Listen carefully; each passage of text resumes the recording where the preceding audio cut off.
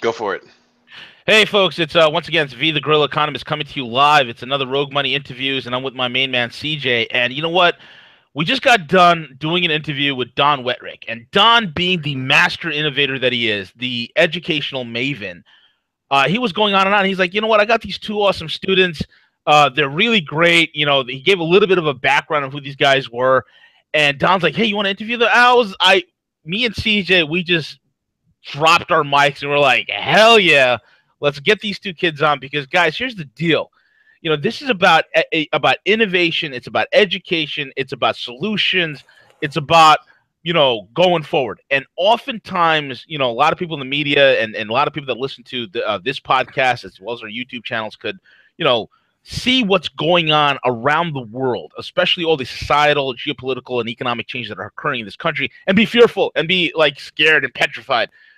These two young men are so awesome. They're so inspirational because they understand the power of personal responsibility.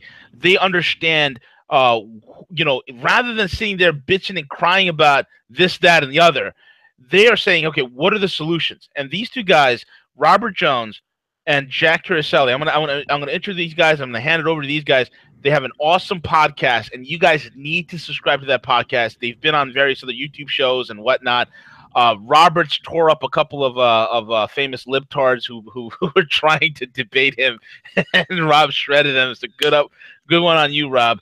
But with that being said, gentlemen, it's an honor and it's a privilege for me to have both you guys on. I'm humbled. Thank you for being on. You guys are I look up. I can seriously say you guys are like my heroes at this point. Man, I am like grinning from ear to ear, bro. Thank you guys for coming on. So either one of you guys can start talking. Rob or Jack, go ahead. Well, gosh, thanks for the intro. That was a warm welcome. I feel like it's more of an honor for me, but if you insist. Well, my name's Jack Caroselli. I'm one half of the Solutions Matter podcast. It was a podcast born out of something we started last year called Fruitfully Honest, and it was sort of about sort of tackling these political, religious issues and things that people didn't want to talk about, things that were viewed as taboo, things people were scared to talk about. And now this year it's called Solutions Matter, and it's about this blame culture that we have. Yeah. In America, where we just want to look at the problem and find who's responsible for it instead of disregarding that and actually trying to figure out how to fix it.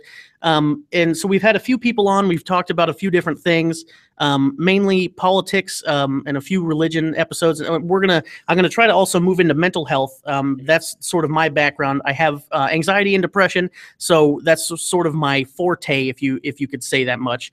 And I'm sort of trying to destigmatize the whole situation. And I've talked to some people at a therapy group in my city. So we're sort of moving to that too. We're trying to cover a bunch of different topics because it's a lot about complaining. My generation, and not just our generation, but a lot of the stereotypes for our generation is that we just like to complain and not do anything about it. And I catch myself all the time, but the goal of the podcast not only is for us to get better at that, but to spread the gospel of solutions is what we sort of say. And try to show people that, given a chance, you can actually make a difference just by talking to people and working on, talking about the right things, not just talking about what's wrong. Because you can find negativity if that's what you're looking for. But if you're looking for positivity and things to change, then it's going to. And that's just sort of my view on the podcast. I really like it. Well said. Well said. And Robert, and you. Yeah. So basically, kind of going off of what he said, we noticed that people were complaining, and when people complain, nothing gets done. Right. Our politicians out in Washington, they just sit around and complain about this and that. And, we're like, well, let's get people on who talk about the solutions to these problems. Let's get people on who are trying to make a difference in their community. Jack touched on his kind of passion for working with the mental health, right? Yeah. Community and that kind of stuff. And like me personally, the Black community is probably the most important issue in well, they're not an issue, but the most important thing that I should be focused on. So we basically just came together and we're like, well, let's each have our different things that we want to, you know, talk about and find solutions for, and let's work on fixing them. So. Absolutely. Jack, tell us a little bit about the mental health things that you find, especially young people, man. There's such a stigma today about mental health. I mean, and you know, people are ashamed of it. They want to hide it. They want to keep it a secret. And oftentimes it would just makes the situation so much worse because they're just bottling everything up, man. So what's your take on mental health, and how are you going about making a difference and making an impact and taking that stigma away? Oh yeah. And I love that you said bottling everything up, because that's really how I used to do it for so long. It's really only been the past year and a half now that I've sort of opened up about it. And I've seen so many positive changes that have come from that. And that's sort of what I want to show people, is that it's really, it's terrifying and scary to tell people that you have these issues, especially because when I first started talking about it, all people wanted to say is that I was just wanting attention. I didn't really have these issues, or I was exaggerating. You know, people laughed at me for it. Because for some reason, opening up about you know, an insecurity or an illness that you have is viewed as weakness. And as a man, especially from a man, right? Yeah, a man with larger stature like myself, I don't really look too vulnerable if you look at me. But when I start talking about my issues, then people are like, "Wow, this guy's totally not a man," you know. So the part of the stigma here is really to get people to open up. The mental health group I'm talking to in my area, they have a thing called the Zero Suicide Initiative, and their goal is 0 suicides in 5 years for our area. And what I introduced to them in schools, because they work a lot with schools, is that you need to get people to talk about it more. And they were like, well, you know, the more we try to get new people, the more we spread ourselves thin. And I said, well, yeah, but you need to do that. Spreading yourself thin increases the amount of people you get to, because suicides they occur to people who never sought help, who the parents never even knew they were going through these issues. And then all of a sudden, you know, there's a suicide note by their bed and they're gone. And the parents say he lit up the room when he walked in. No one even knew. The people who go through therapy usually come out fine, relatively, depending on your definition of fine. But then I tried to tell them, you have to get people to open up. It's not the people who are in therapy. They're going to be fine. It's the people who don't talk about it. And that's what I've been talking to them about, is you need to develop some program to make it okay to talk about it, because it is taboo. No one wants to talk about it in our school. There's an office dedicated to it, and everyone, you know, if you go down to that office, people assume you're in trouble, and it's almost like you're criminalized for it. And that's part of the stigma that I'm trying to break, is that suicide isn't, and I think suicide's technically illegal in some places, which is weird. It's illegal to commit suicide. Right? Yeah. What, are they going to arrest you when you're dead? That's what I've never understood. You and the corpse are under arrest. Throw a corpse in jail? Like, I don't know. That's not going to work. But sort of the mental health aspect for me, they do a lot with addictions, and I have an addictive personality, but I don't have any addictions, I guess. But the anxiety and depression is the stigma we have to break, because I went so long without asking for help because I was too scared of what people were going to think of me. And now I'm sort of getting to the point where people are like, you can be this voice, because I realize there's so many people who still haven't talked about it. Just in this school building right now, how many people who go home and cry and struggle, who are on the verge of the cliff, and they can't seem to get away from it, step away, and they don't want to talk about it. They don't want to say anything. And it's hard for me to know that that's happening, because I was there. And it makes me sad. And I have friends who don't talk, and then they bring it up after me knowing them for 2 years. And I say, well, I never even knew this was going on. And they're like, I never wanted to talk about it. You're the only person who knows. So I try to, one thing I've done a lot too, is to try to be the therapist for my friends. So even on like my worst days, if someone messaged me with an issue, I would always help because it got me away from my problems for just a moment. And that's what I'm trying to do with this mental health group. I want to do some sort of public speaking. I'm actually writing a book right now, and it was going to be sort of a memoir. Now I'm switching it to like a self-help book, sort of a how-to and sort of coping mechanisms and things, just because I've dealt with this for, I think, 4 years now, is when I really started understanding what was going on. And I want to sort of go to schools and talk about this book, and not so much even sell the book as just try to help people, because I make music too, and I always said I want the top selling album, but more prestigious than that. If I was known as someone who reduced the suicide rate, Sure. that would be a bigger honor than 25 Grammys in a lifetime. So that's sort of my goal at this point. Awesome. That's awesome. That's spectacular, man, and it's a great point. I remember like 2 years ago that locally I've had so many teens that just off themselves. One teen was this was like during that brutal winter we had in New York about 2 years ago.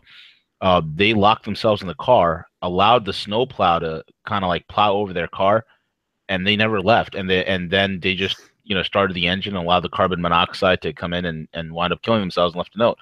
And this is like some sort of star student, never had a problem, didn't show any sort of real signs of depression or anything, but inside they were dying. They were dying on the inside. So, it's a serious thing, man. And young people have, because of social media and all this, all the pressures from society, they have more pressures and more peer pressure to deal with, and more, issues with friends and whatnot, and bullying and all these other things, man. It's a lot of pressure on kids these days, man, without a doubt. Rob, let's talk, yes, man. Sir. What's let's up, talk, buddy? Your passion is the Black community, and yes, it is. I connect with you on that level, man. Being somebody from New York, I'm not an African American, but I am a person of color, and I grew up in a poor, predominantly Black neighborhood. And I've seen the transition from when I've graduated high school, and all my friends that were in my group, we all graduated and we all went to college. We all became successful, thank God. And we look back every so often. We hook up and like, hey, you heard of so and so? No, so and so is locked up. You heard of so and so? Well, he's still hanging out at the bodega. You heard of so and so? Well, he just had another kid with this other. It's a disaster. Yeah, it is. And statistically, it's a disaster. And there was a time in my life where I thought, oh, it's racism. Then you start realizing, I'm like, wait a minute, man. If it's racism, if there's this thing called institutional racism, number one, where is the institution? And then we'll go fight it together. And number two, if it's straight up institutional racism, how come, like, I look at it like, when I start seeing like other minorities that are coming into this country, people from Asia and whatnot, and they come in and do great. Hell yeah, they come in, they kick ass. I mean, I met like Southeast Asians that make that are so dark. Yeah, like all you like that. African American look light skinned in comparison. Okay, yeah. And these guys go forth and they kick ass, take names, and they become very successful. What do you think, Rob? You being a young gentleman and straight up raw dog out there on the table. What do you think is the problem? Like I've said this before, and a bunch of other commentators said it as well. I call it plantation politics. Where do you want to take it, bro? Well, personally in my life, I think that the lack of fatherhood and the lack of fathers is the biggest problem in the Black community. Even in my family, in my life, I don't have a father in the home, and he's not in there due to suicide. And that's kind of the connection, between me and Jack, is like he wants to do that kind of stuff. And like, this has actually happened to me. So the biggest problem in the Black community is the lack thereof fathers. And what the lack of fathers does to especially young Black men is it gives them this kind of unsurability about how to do things and how to truly act like a man and be a man. Because if you grow up in a house full of women, yeah, you don't have a good male role model. You don't have a male that you can go to talk to. Right. Like this is an example. This is a very plain and simple example, but I was at work a few days ago and there was a football game on, and I don't know the rules of football. Surprisingly, I love basketball and everything, but I never learned the rules of football. So my No, boss, you being from Indiana, you like basketball? No. yes.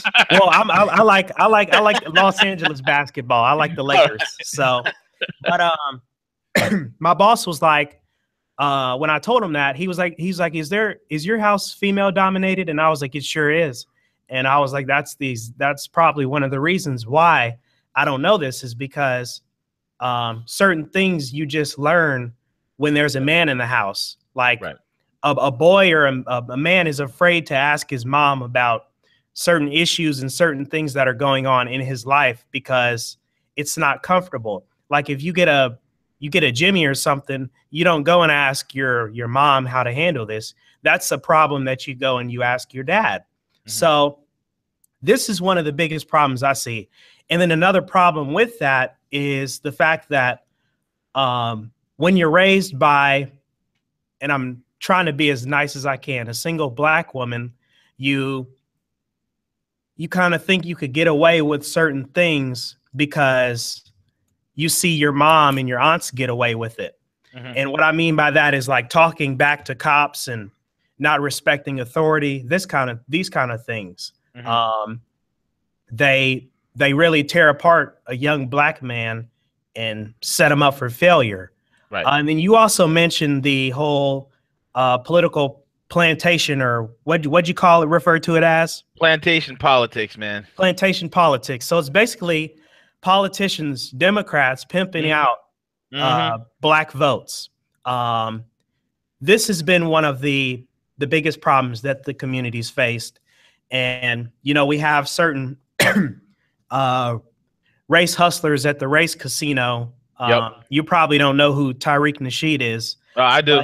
Okay. I don't like him. I don't like him either. So, and when I heard when Don told me how he was trying to go after you, and this is you know, this is a punk guy. This is a guy that if I would have saw him on this, I smack him. Yeah, like the kind of guy. He's stupid. Because like I reached out. Well, he tweeted something, and I reached out to try to have a dialogue and a discussion about what he said on Twitter. As it was about some school stabbing or something. Yeah, and he was calling me all types of trolls and everything. So I emailed him.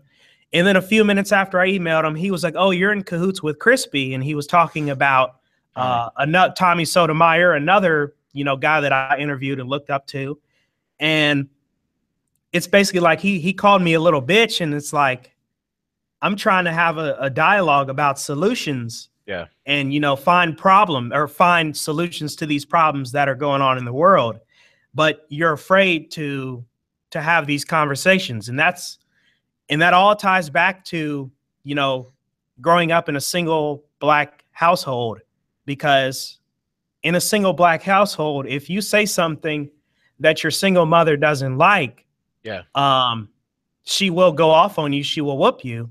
She will have something smart back to say. So the biggest problem is those two issues that I just laid out. So yeah, absolutely. Jack. Yeah. Mental health issues, man. What are some of the things right now that you're involved in, apart from the things that you've mentioned? But like, what else? In other words, what are things that people can do to be aware of mental health? Are there any groups that they could join? Are there anything that you would recommend that you've seen work for individuals that allows them? And what helps you? What helped you come forward? Because, dude, depression's a hard thing to deal with, and anxiety. And here you are, you're doing a podcast, you're on video, and if you told me, you suffer from anxiety, I would have never believed you. I'm like, get the hell out of here. You come off as one of the most confident dudes I've ever seen, man. It's awesome. It's like you have such a good energy about you.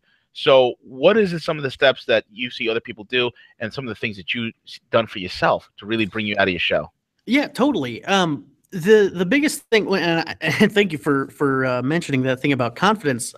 That's actually something a lot of people say, and just that I have a way with words, I guess you could say, and that I appear confident, and that's sort of, I actually made a song a while back called "The Mask," and it was sort of about this mask that I put on my face. And there's these little memes you can find on the internet of people who put on like this little human bodysuit, and it's like a smiling guy or whatever. And it's just sort of about the fact that I thought for so long that if I pretended to be happy, it would work. And just try to make people believe, but it didn't work, and it was actually, sure, people thought I was happy and whatever, and I was the class clown, but it always made me worse, and that's sort of where I got to my breaking point sophomore year of high school. Is that I had been fake, not necessarily fake or two-faced, but I had been acting someone I wasn't for so long, and finally the mask just broke, and underneath was this vulnerable person, and now I'm not necessarily wearing a mask anymore. It's just sort of that I've repaired the face that was underneath. So I would say to the people who feel stuck, you just have to find your purpose, because this metaphor that I like to use is that right now in life, as a young person, you're sort of standing at the edge of a forest, right? And the forest, you're looking in and you're like, dude, there could be a bear in there. I could go in there and there might not be water. And right now you have depleted resources. You don't really have much water or food. So the idea of suicide in this situation is to never go in the forest. And the forest is the rest of your life. So the point is, yeah, you could go in there and you could get mauled by a bear. Absolutely, but you could also go in and there could be the oasis. You could run into a park ranger or something. So say you never go in and then you die of starvation, and the next day a park ranger comes out of the forest and finds your dead body, and that was your savior. And the park ranger doesn't necessarily have to be a person. It could be this idea or this calling that you have. So it's saying the resources in your pocket, your water and your food, is your confidence, your self-awareness, your sureness in yourself. And the forest is your life. The park ranger is the thing you're meant to do. And the bear is fear. So yeah, there could be a bear in there. You could go in there and fail super hard. But it's no different than if you had just stayed on the outside. At least you went in the forest, at least you got in there and to see what was going on. Yeah. Because if you walk in, there's a tent with a park ranger, you find it, and then they can take you back to civilization, and then you're happy again. Right. Because I really hadn't been truly happy until really these past 6 months have been good. And so that's and that's really the time that I've found my true calling. So, and I know it's really hard for somebody who's just so suicidal or unsure of themselves to think of what they like to do, because there's, with this class even, there's people who come in here who don't know what to do. What we talked to Naveen Jain, we had a chance to interview him, not me and Robert, but the class, and it was awesome. What he mentioned, he said, your true calling is what you would do if you had all the money in the world. The next day when you woke up, what would you do? And when I started asking myself that question, it's like I wouldn't, when I was little, I thought it was all about money. And when I heard your guys' name, Rogue Money, I thought about that. And I said I wanted to be an anesthesiologist when I was little, because I looked up top paying job in the United States, and that was number one, and it was like $400,000 a year. And so I was like, yeah, I'm going to go to medical school. I'm going to go waste that time of my life so I can make the money. And then I realized that I didn't want to do that at all. And then I started thinking of jobs that really don't necessarily make a lot of money, but it's about fulfilling yourself. So you have to people who are struggling right now, you have to keep holding on, and it really does get better. And I know how cliche that sounds, and I used to yell at friends who would tell me that, because it just pissed me off. When someone says it'll get better, it almost seemed like a cop-out to me. It's like, you don't even have something to say. You just want to say that. But as someone who has been through it to hell and back, I can say with full confidence that it does. You have to make an effort. It doesn't get better if you sit there. If you sit at the edge of the forest, you're just going to die. That's how it's going to be. You have to go in there. You have, who played Princess Leia? What was her name? Carrie Fisher. Carrie Fisher. Yeah, she was a big advocate for mental health, and she said, "Be scared, but do it anyway." And that's sort of what I go for too, is because I'm going to be scared no matter what I do. That's just how anxiety works. But I have to find ways to say I don't care. Sure, yeah, I'm scared, but I have to figure out how to get those butterflies in my stomach to fly in formation. you know, Right. and make something good out of it. Wettrick, I'm not sure where he got this quote, but he always said this to me: "Is the obstacle is the way, and to success." Yes. And that's really what I've taken to heart, and really how I've got on this mission of mental health is I have to almost use it, to my advantage, because mental health can be so debilitating if you let it. But if you don't let it and tell it, look, I'm going to use you. If you've taken hold of my heart, I'm going to use you right back to my advantage. You have to find something that makes you want to get up every day, and it's not going to be easy. You have to be willing. People, something I always do is I fall in love with the result, not the process. Yeah. I'm no longer in love with just being happy. I'm in love with trying to be happy, and that's what you have to do. You can't just sit in your room all day and just sulk about what's going on. You actually, and that's in the spirit of our podcast, you have to do something about it. You can't just blame, oh, well, my anxiety's so bad, I don't want to go outside. Go outside. Go to the mall in your best damn clothes. Go out and just walk around. Don't even buy anything. If you don't have any money, go there and walk around. Just say hi to somebody. Human contact is important. And I work at a job that requires that, basically, and that's good for me. So just to sum it up, because I know I'm rambling, would be to somebody, just find what you love. That's as simple as that. You really have to.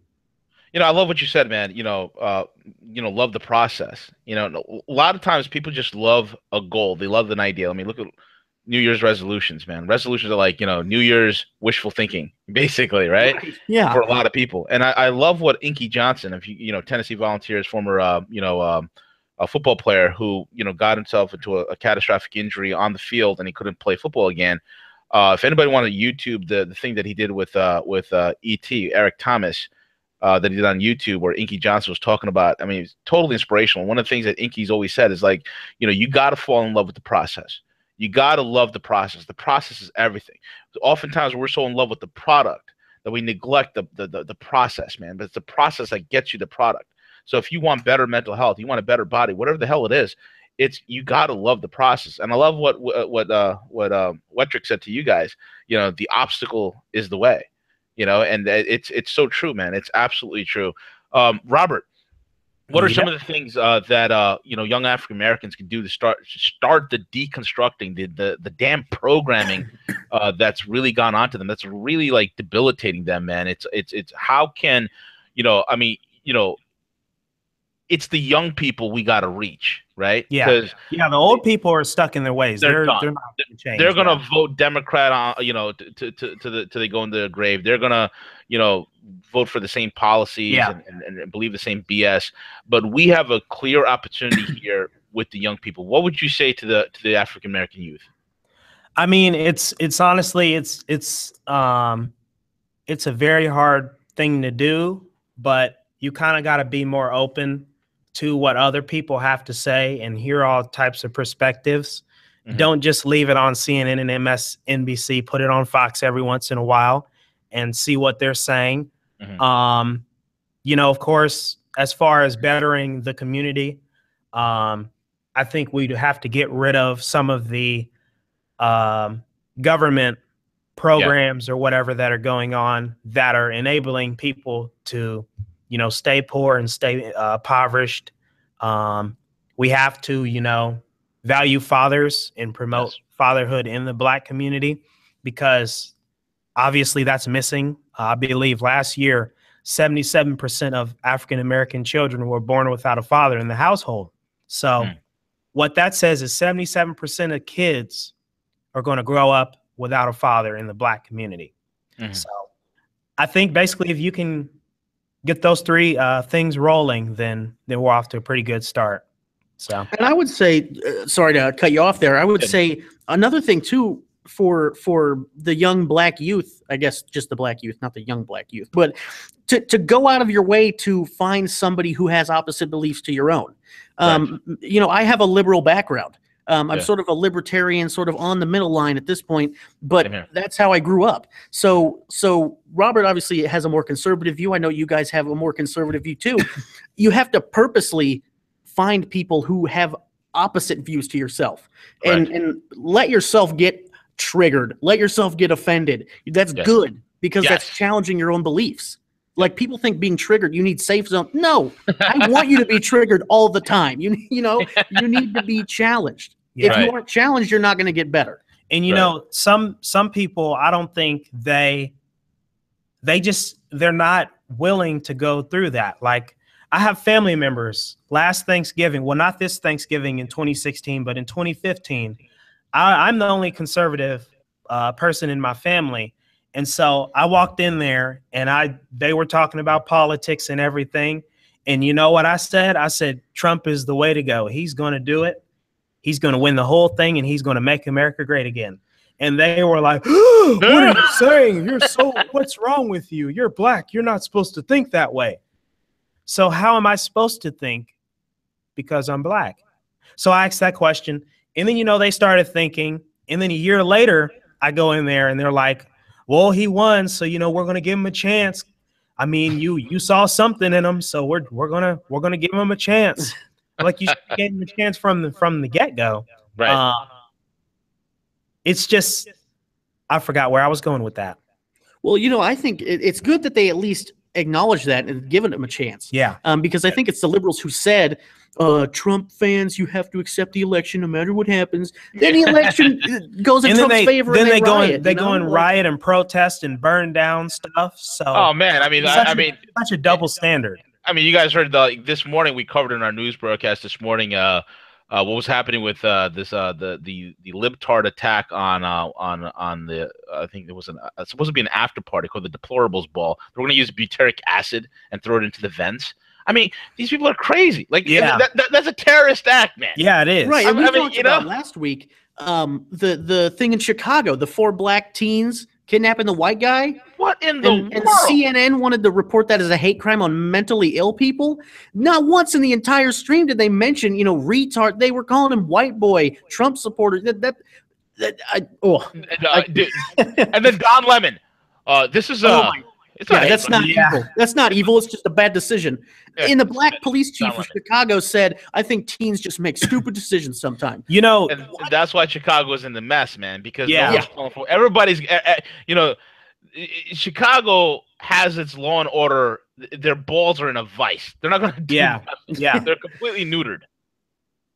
and I mean, it's kind of sad that in the current state that we're in, the police can't discipline accordingly to the law because they'll be labeled as racist or whatever. It's really sad. It seems like nobody can be held accountable anymore because of the fear of offending them. Political correctness, we talked about that too. You can't call a Muslim a terrorist because then that's racist. Like what? If you perform an attack, a violent attack with a religious or political or racial motive, that's a terrorist act. There's nothing else to that. And people are scared to offend someone because they have the same religion as the guy that took down the towers. And we could debate about that too. Yeah. But and with black people, they didn't want to call these 4 teens terrorists, but they scalped this kid. And they didn't want to say that's And you know, and I can't believe it. what's also a mess is the fact that the only person I believe that can give criticism and not be called racist is a lesbian atheist black lady. I think that's the only person on the planet who can give criticism to whoever they plead. Right. I think it's sad, and black people are always like, "Well, you're a coon because you stand up for white people or whatever." There's an attack right now on on married white Christian straight men, white men. There's an attack on those type of people. They can't criticize anybody. They can't do anything without being labeled as racist or bigot or whatever. I mean, it's crazy. I think everybody should be able to, you know, criticize accordingly based on what's going on. But we live in a state now where only one group of people can criticize anybody, and it's a shame. That's why the left is having a hard time dealing with guys like Milo Yiannopoulos. Yeah, they are. Milo's amazing. I love He's Milo. amazing. I love him too, man. He is He is amazing. Milo is the man, and the left just doesn't, because he's that protected class. He's a homosexual. Yeah, he is. Yeah, You know? like I mean, if you're gay, if you're black, if you're Gender fluid. yeah, gender fluid, whatever's up, Well, whatever's how many wrong genders with you. are there, guys? Like 76 genders now. Yeah, There's there's 52 genders there- according to Lacey Green or Yeah. whatever her name is. there's so many of them 52 now. genders. I got 52 genders, but being a boy ain't one. Yeah, it's crazy. I mean, and in no way am I saying that I don't like gay people or Of course not. any of that kind of stuff. I have no problem with them. They can do whatever they want, but they should be able to take criticism. Absolutely. I mean, it's crazy. Yeah, I mean, I wouldn't even, I'm because of my liberal background, I wouldn't necessarily say that gender just has to be limited to 2, but I damn sure would not say there's 52. I would say maybe 3 or 4, man, woman, somewhere in between, and then not really sure, but there's no need for 52 or whatever the number is. Demi-romantic. I'm a turtlekin. What is that? Like, what is turtlekin? I'm a turtlekin. This Tumblr stuff. Yeah. Tumblr is a Pokemon, man. I don't even know. That could be fake. I don't know. I saw that somewhere on Tumblr. That's the only social media I've never made an account for, because Right. everything bad I've ever seen come from the left comes from Tumblr. I can't understand it. Yeah, Yeah. it's insane. I think we seriously need to get a grasp on America and Yeah. just everything in general. It's really not. If we keep going this route, we're going to be extinct in a few years. So Yeah, I absolutely did. One of the things I say, especially with the black community, it's this: when you got guys like prolific individuals like Dr. Ben Carson, guy's a neurosurgeon, guy has 26 honorary doctorates. I mean, what a badass, right? But instead of like looking at a guy like him, like, wow, this guy's amazing, it's like we're looking at like guys like Jay-Z, Al Sharpton. Al Sharpton. Yeah. We're looking at dudes like Jay-Z, guys who basically exploit, the black community. Yeah. Guys who are really, you want to talk about like the house Negro. There's your house Negro. Jay-Z, a lot of the rappers, this, that, and that. Those are your house Negro. Those are the guys that are really not doing much of anything. Because Yeah, they're not. I mean, what they're doing, like especially with Jay-Z, I thought it was really funny when Hillary was campaigning. She brought out Jay-Z and Beyonce, and they were talking about Trump is racist and he's bigot and all this different stuff, and he speaks badly about women, and women are great. Who runs the world? Girls. And then you got Jay-Z on there, who who has songs called Big Pimpin', where he's talking about how he pimps his women, and got songs where he's talking about how he wouldn't give his woman can't get any of his money or anything because, I mean, he just says a whole bunch of crazy stuff in his rap.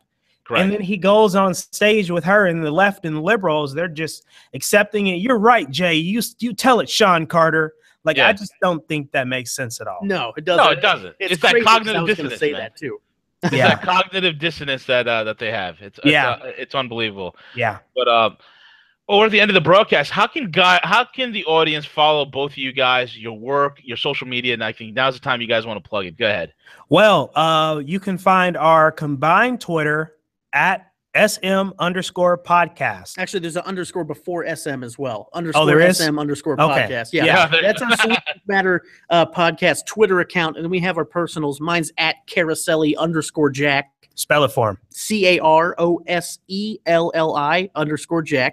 And mine is simply Real Robert Jones. Oh, yeah. Awesome. And you can find us on YouTube, iTunes, and SoundCloud. It's just the Solutions Matter podcast. We're trying to get more people on. I don't know if you know of James Harris. He's a conservative guy. I saw his Facebook rant, and I'm trying to get him on. He just won't reply to my tweets, but I'm trying to get him on there because I think that would be cool to have him on. But Solutions Matter. We're trying to start a movement. Absolutely. You guys are the future. Guys like you, I would love to have every kid out there, every young person out there to have that type of mindset. It's about entrepreneurship. It's about empowerment. It's about the power of the individual. It's about, just really, again, being mature, being like what you guys said, being offended, being triggered, and dealing with it, and sharing of ideas, no matter how controversial it is. Thank you both for being on. You guys are both awesome. You're welcome. It was an Have honor. a great day. Yeah. Definitely, man. We'll definitely maybe do this again. Yep. Totally, yeah. Awesome, guys. Take care and have a good one. Enjoy the rest of your day at school.